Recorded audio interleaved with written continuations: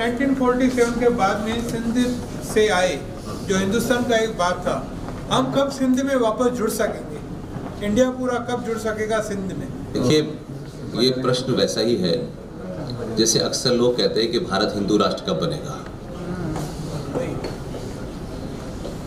जिस दिन 90 करोड़ लोगों में से 10 करोड़ हिंदू हो जाएंगे ना, उसी दिन हिंदू राष्ट्र बन जाएगा। हम झूठ सुनना और झूठ बोलना बंद जिस दिन कर देंगे, उस दिन सिंध भारत में मिल जाएगा। इसलिए पूरी दुनिया ये समझती है कि जब आप जनगण गाते हैं तो उनको नहीं पता कि आपके पास सिंध नहीं है, लेकिन आज रोज बताते हैं सुबह से लेकर शाम तक कि हम सिंध की भी स्तुति करते हैं। उनको नहीं पता कि कहाँ है सिंध, लेकिन आप ही कहते हैं कि सिंध हमारे पास है, तो लेंगे कहां से? इसीलिए कश्मीर के बारे में भी होता था, पाकिस्तान ऑक्युपाइड कश्मीर को लेना है, लेकिन जो अपने पास कश्मीर था उसे तो आपने पाकिस्तान को दे रखा था संवैधानिक तौर पर। सही है। तो मेरा मानना है कि सिंध में मेरा ऑफिस था, कराची में गुरु मंदिर रोड पर, जो बाद में शुरू में रामनाथ ओझा रोड थी और उसके बाद में फिर वो गुरु मंदिर रोड हुई। वहाँ बहुत बड़ा मंदिर था और मैं वहाँ के सिंध के जो चीफ मिनिस्टर थे उनके यहाँ कई बार गया, 12 साल नौकरी की मैंने।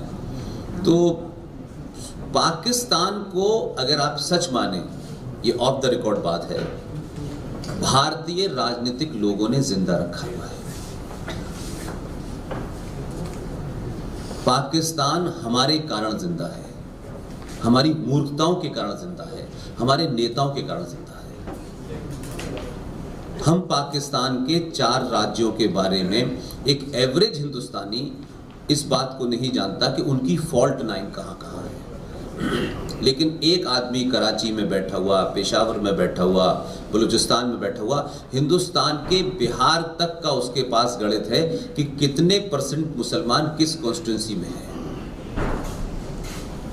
आप दुश्मन से दुश्मनी करें या किसी से मोहब्बत करें, जब तक आप उसके बारे में पूरे तौर पे नहीं जान पाएंगे तो न दुश्मनी अच्छी कर पाएंगे न मोहब्बत अच्छी कर पाएंगे।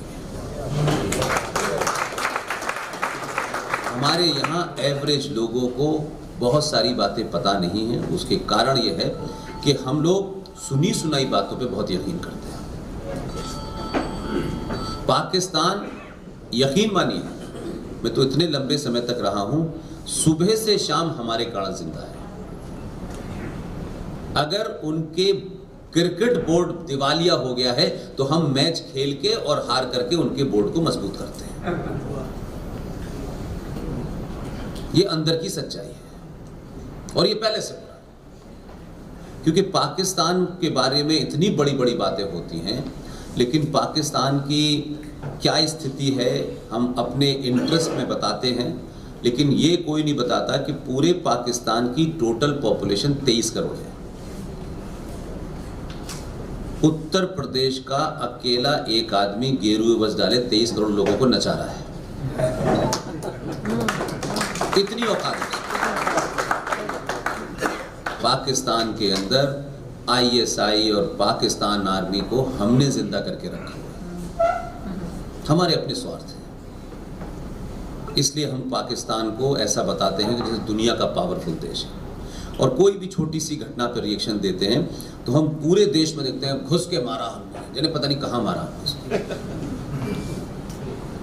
इतना बड़ा मसला नहीं है। पाकिस्तान सही मायनों में सिर्फ पंजाब है ही नहीं। हमने उस फॉल्ट लाइन को इस्तेमाल ही नहीं करना चाहते। आज भी जो पाकिस्तान का पंजाबी मुसलमान है, जिसने पाकिस्तान बनाने के बाद सत्ता के ऊपर, वहाँ की नेशनल असेंबली के ऊपर कब्जा किया हुआ है, हम उन्हीं लोगों को 100 में से 85 वीज़ा देते हैं।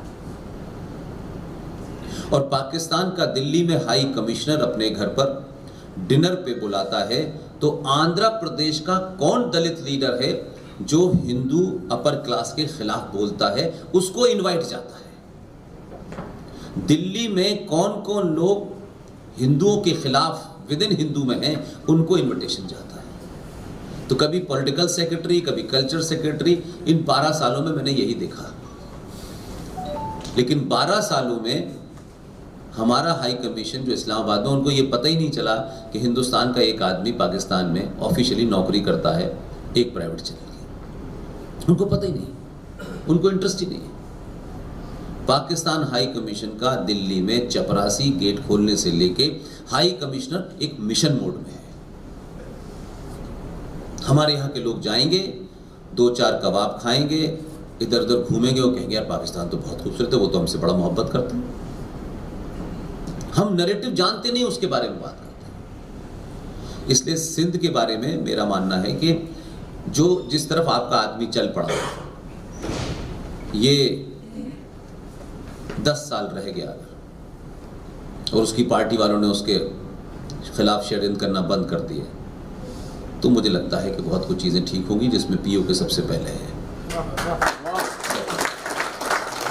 इसलिए बहुत सारे लोग हमारे यहाँ रूटीन बातचीत में बड़ा स्वीपिंग स्टेटमेंट दे देते हैं, 370 हटा दिया और ये हो गया, और 370 तो कोई बहुत बड़ी चीज़ नहीं थी। लोग ना पढ़ते हैं, आज के दौर में नहीं पढ़ते हैं, और हम उनकी फॉल्ट लाइन को नहीं जानते, इसलिए वो तो हमारे घर में दखल दे रहे हैं कि 370 क्यों हटा। वो पूरी दुनिया में पाकिस्तान बता रहा है 370 क्यों हटा। और मैं अभी भी मानता हूं विदेशी मीडिया में काम करने के कारण कि अगर ट्रंप नहीं होता तो 370 नहीं हटता।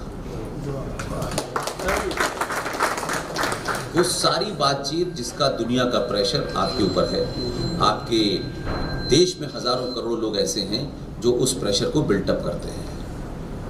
ग्रेट ब्रिटेन का चुनाव हुआ, आर्टिकल 370 हट चुका था।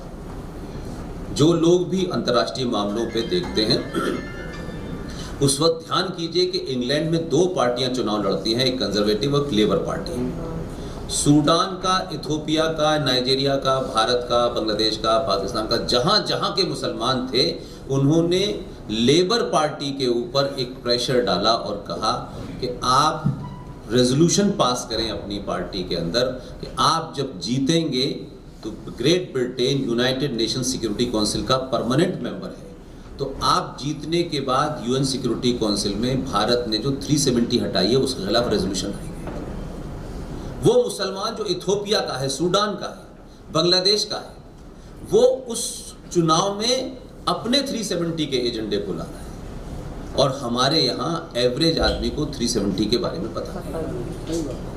अगर ट्रंप न होता तो जिस तरीके का माहौल बनाया गया था, जैसे ही ट्रंप ने कहा कि 370 is internal matter of India, आधी दुनिया चुप हो गई। यहाँ लोग समझ रहे थे कि मोदी ट्रंप को लेके क्यों घूम रहा है। राजनीति में लोगों का कितने कदम तक इस्तेमाल करना है और किसके बाद छोड़ देना है, ये तरीका होता है। इसलिए ऐसा नहीं है कि हम बहुत सारे काम जो देखते हैं वो बहुत आसान है।